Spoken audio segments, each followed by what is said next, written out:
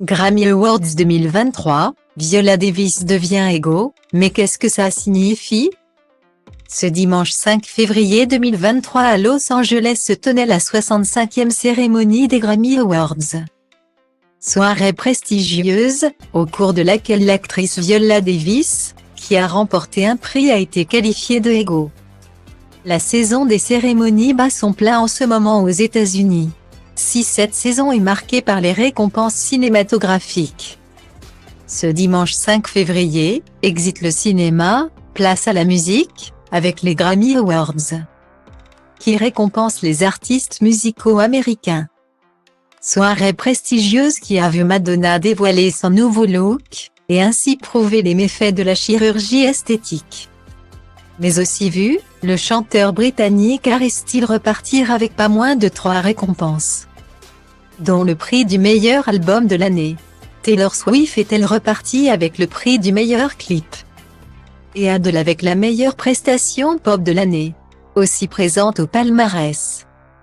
L'actrice Viola Davis, qui a remporté le prix du meilleur album de paroles enregistrées, qui l'a fait entrer dans l'histoire des récompenses.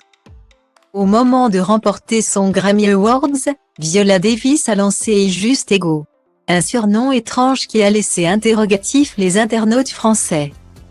EGO, avant d'être une appellation, est un anagramme, celui des récompenses les plus prestigieuses du domaine de l'entertainment aux États-Unis. E pour les Emmy Awards qui récompensent les meilleures productions télévisuelles. G pour les Grammy qui récompensent les artistes musicaux. O pour les Oscars qui récompensent le cinéma. Et T pour les Tony Awards qui récompensent les comédies musicales et pièces de théâtre.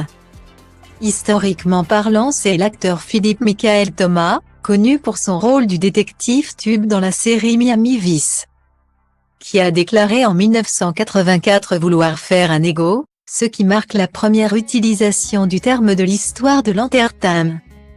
Bien que cette première mention du terme n'arrive que dans les années 80, la première personne qui remporte ce grand chelem est l'acteur Richard Rodgers en 1962.